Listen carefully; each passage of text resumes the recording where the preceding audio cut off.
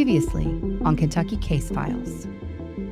He was a flamboyant, flashy Appalachian lawyer with fancy cars, expensive suits, and an extravagant ego. But he was also a fraudster, swindling the government out of over $500 million and leaving his former clients behind to pay the price.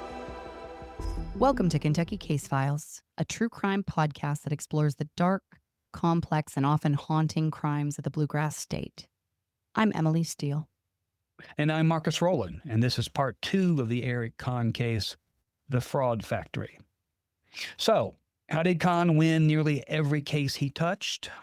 He wasn't considered a legal genius, though he did boast about being a member of Mensa. Still, most who met or dealt with him insisted he was very smart, but perhaps his true brilliance was in gaming the system. He just needed a little help. Enter Judge David B. Daugherty. Daugherty served as an ALJ in the Huntington, West Virginia office of the Social Security Administration, where almost all of Conn's cases were processed from 1990 until his retirement in 2011. He was well known in his community, respected, involved in local theater, a familiar figure in the region's legal system.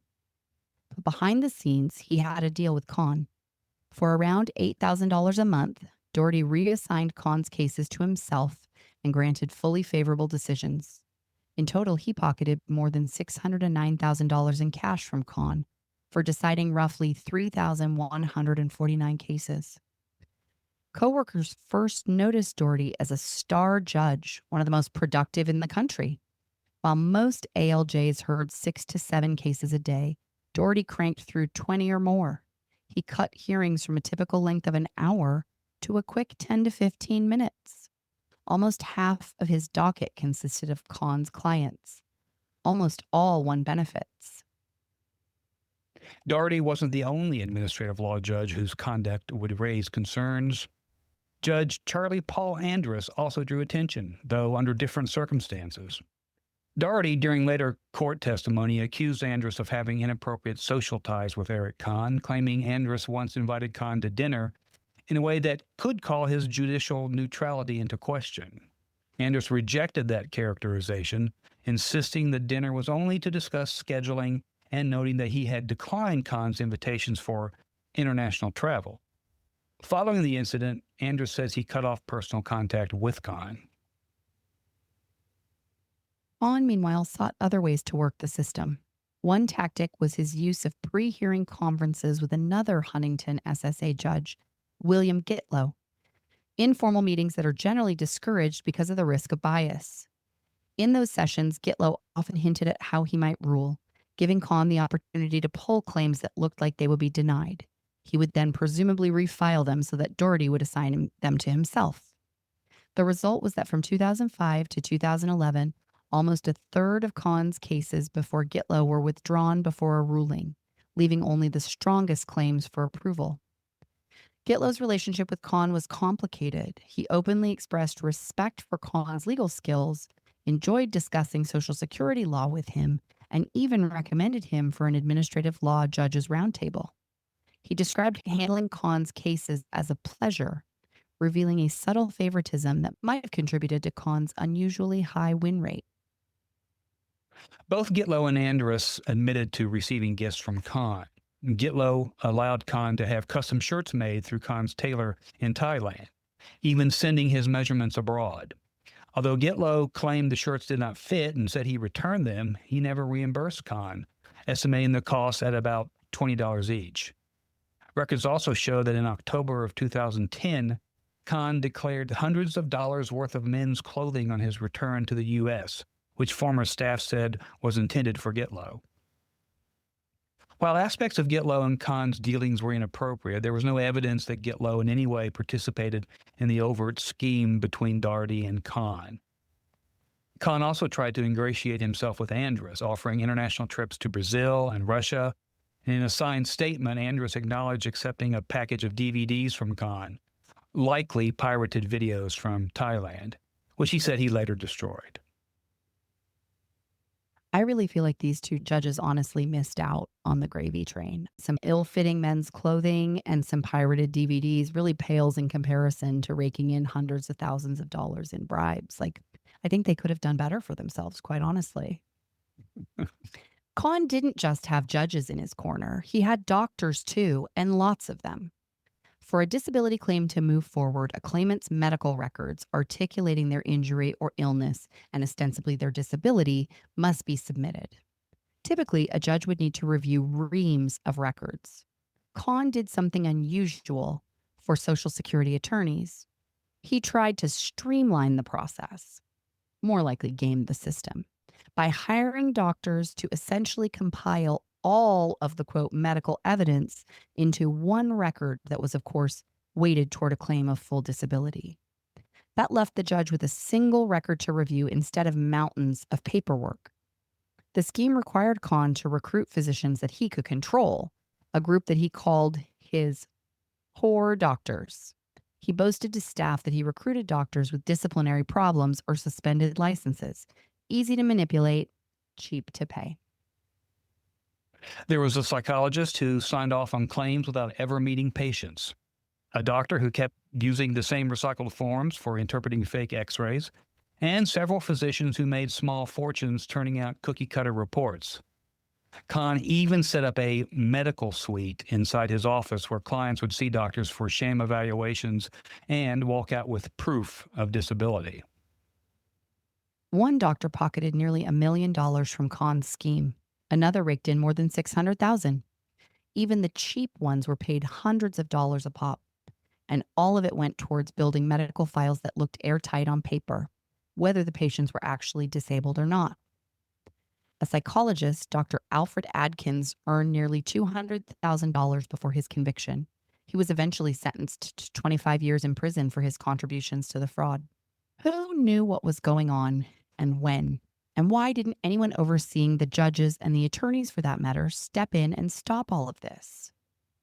Well, because it all made the Social Security Administration's Huntington office look good.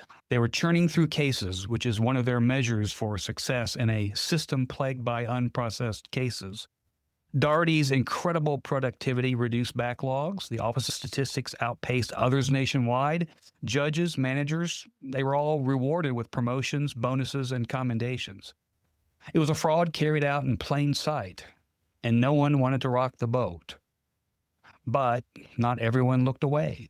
Two women in the office decided they had to make some waves. Enter Jennifer Griffith and Sarah Carver, SSA employees overseeing case intake. They started as two ordinary members of the rank and file who make the federal government run day in and day out. But they would become the whistleblowers who relentlessly spoke up, eventually exposing the fraud being committed by Conn, judges, and higher-ups at the Social Security Administration. We asked Griffith and Carver, was this a case of evil genius, or was it just clumsy fraud? Well, it's just clumsy fraud. It wasn't Okay. complicated. No part of it was complicated. The factor that you have to take into consideration is they had help. The management in that office was essentially helping the scam out.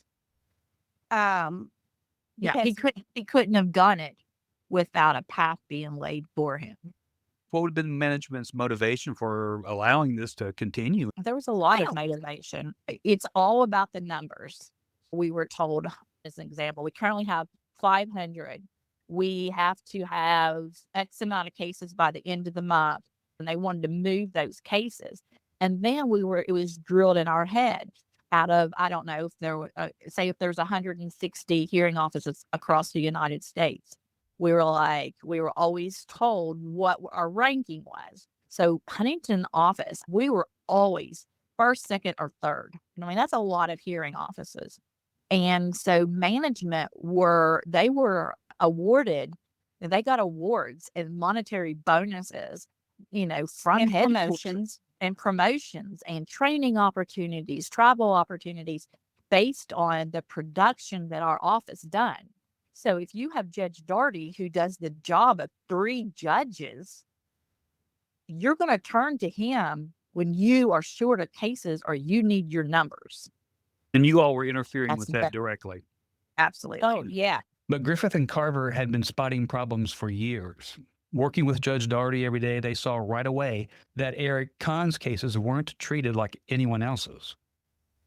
Daugherty made sure Conn's cases came to him. He ignored the office's rotation system, pulled cases from other judges, and then reassigned them to his own docket without telling anyone. Here's Griffith. It was not the best kept secret in the office. Judge Daugherty was taking cases that I was responsible for and deciding them favorably based on Eric Conn requesting that. So it sort of got me in some troubles with my supervisor, and that's how it sort of spiraled.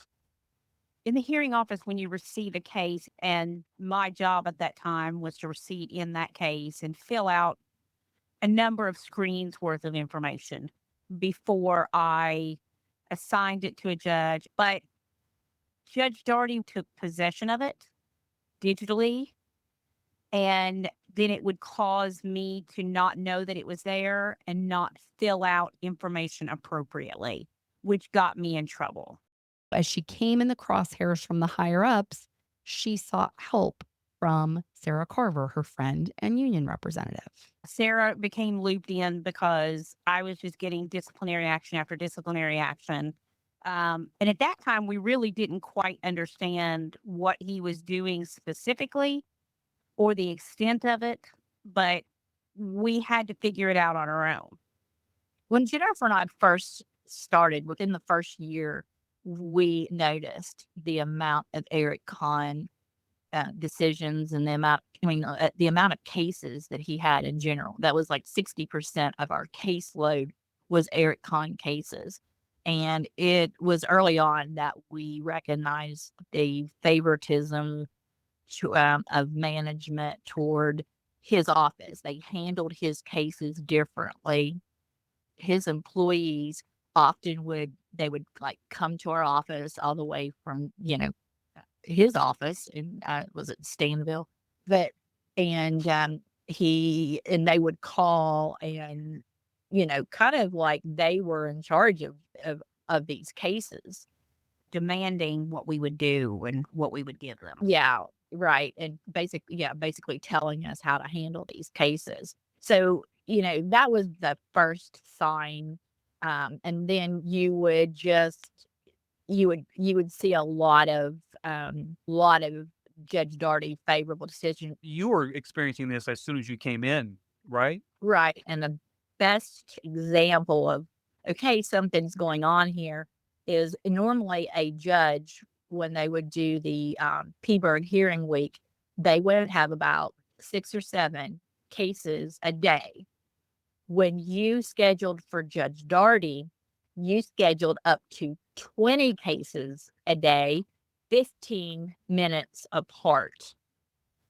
Right there, you had other attorneys in Prestonsburg complaining, why aren't my cases getting scheduled that quickly, and why don't I have more? Because if you would call and you would schedule a case, you might see, on the docket, on the sheet that we were given to look, I might have 3 cases from another attorney, and I would go ahead and try to put those 3 cases, together if the hearing request date, was what in the time frame that I was looking for. But with Eric Conn, we were directed by management and Judge Daugherty to basically do like 2 days, 3 days of nothing but Eric Conn cases. And I began to notice that it didn't matter what the hearing request date was, which that's where we're supposed to schedule them from the time, the earliest, the cases that are the oldest, you scheduled first. Mm-hmm. But with Judge Daugherty's hearings, no, it was like they could have, there was maybe they had only been there a year and all these other cases had been there for almost 2 years. Or Then sometimes drastically less. Yeah, and then it got quick, and it got to the point where sometimes they were not even a month old and they were being added to his schedule. I noticed a fax coming in from Eric Conn, and it was before Judge Daugherty got his fax machine in his office. And it said it was called the DB list.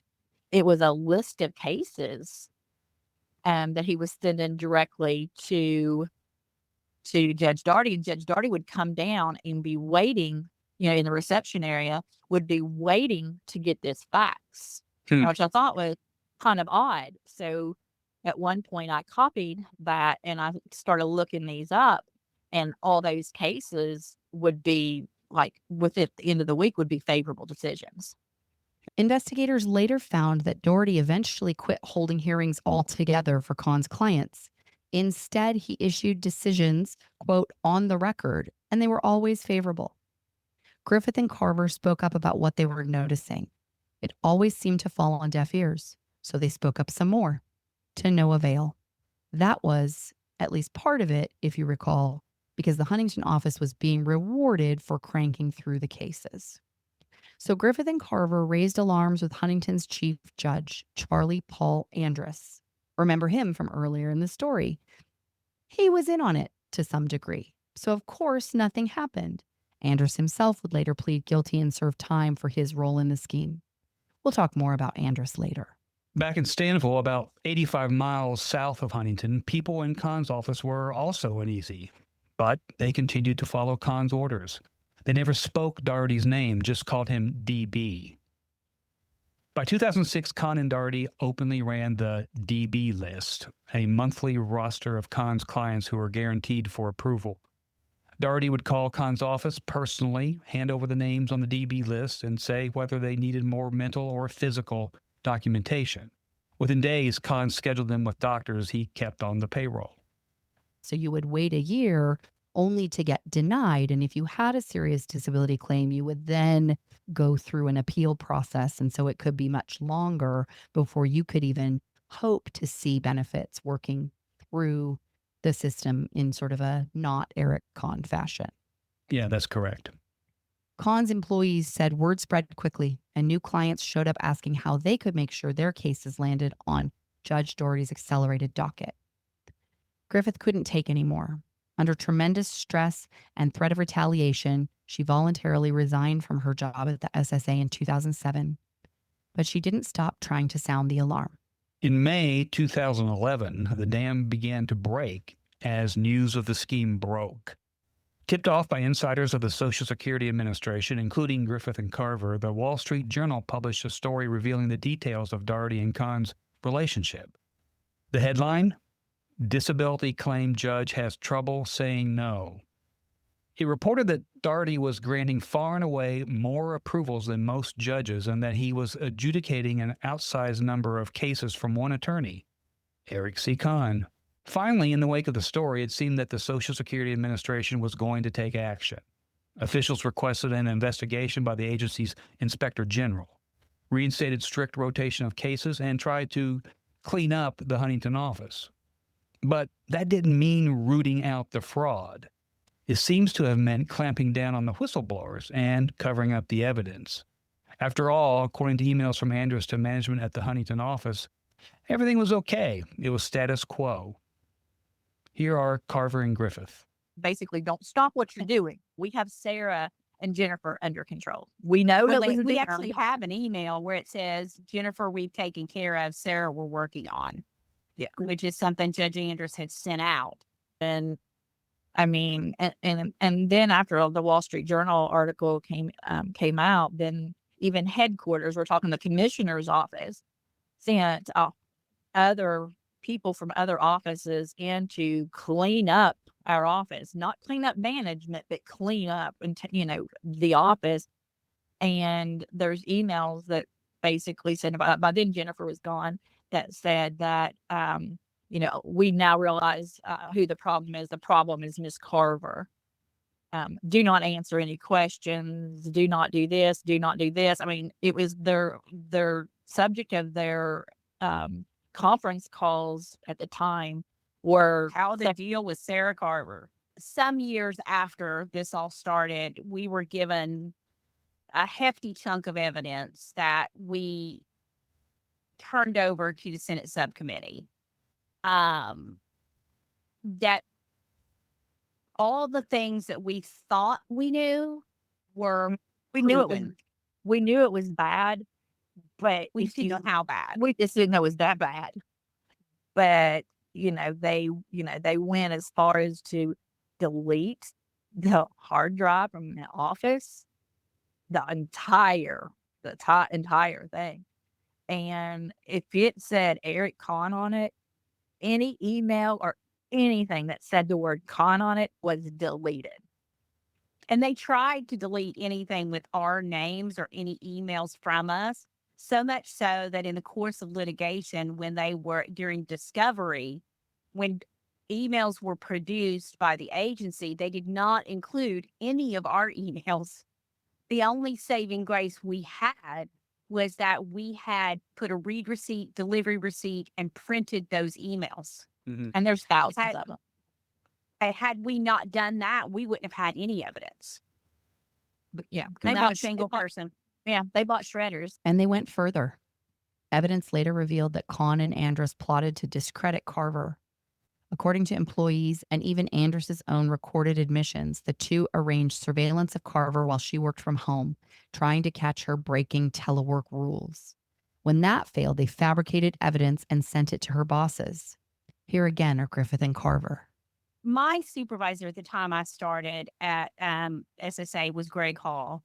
And Greg Hall would eventually go on to be promoted to the hearing office director. And he was sort of a driving force about what Sarah was talking about the numbers. Those mattered very much to him, and statistics were his wheelhouse. And he would beat those like a dead horse. Like every day you'd get an email saying where we were at and what we needed. According to the Senate subcommittee report, Greg Hall turned a blind eye to the collusion between Conn and Daugherty. His management style and focus on production numbers created an environment where misconduct could thrive. Despite being aware of Daugherty's questionable practices and receiving multiple complaints from staff, Hall failed to take decisive action to address the issues. Higher-ups at the SSA even hired people for the sole purpose of watching Carver. Here's Carver. They would hire supervisors, and those supervisors, their sole responsibility was to give us a hard time and try to get rid of us. That was their goal. He would sit across from my desk in an empty cubicle that didn't even have a computer in it or anything, and turn and stare right at me and sit there all day long. Did it for like 3 or 4 days with his hands crossed, sitting back in his chair. And so, I mean, Jennifer and I both, and more so after she left, then it was just me. And I was in that office, in a supervisor's office, on probably a weekly basis, where they were doing investigation after investigation for stupid stuff.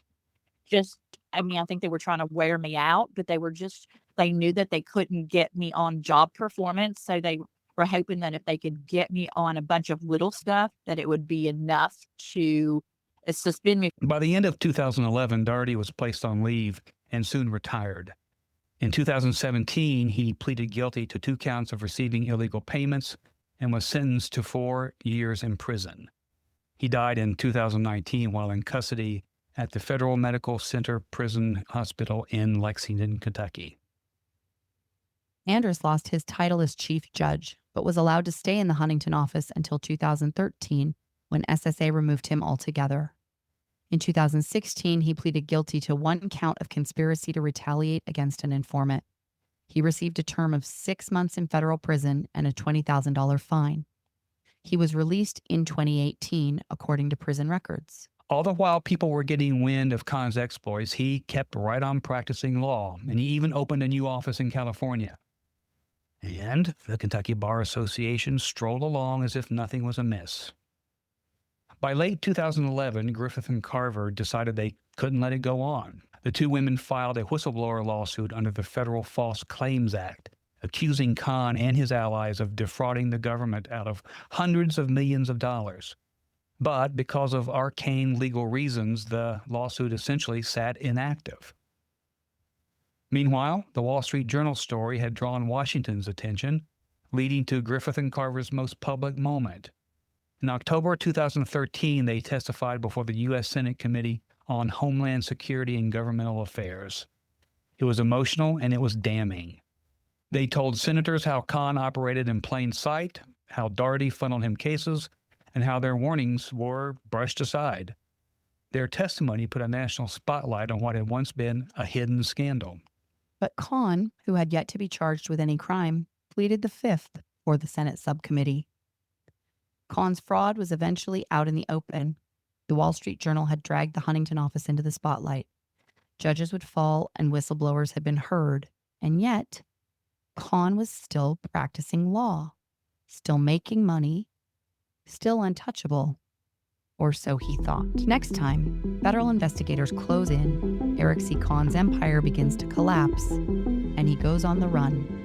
In the Eric Conn Case, Part 3, Catch Me If You Conn.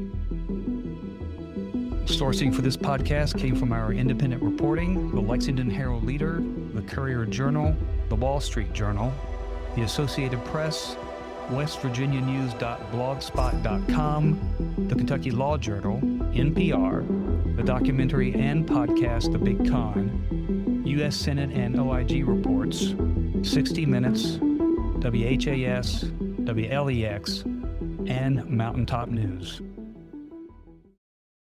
Come!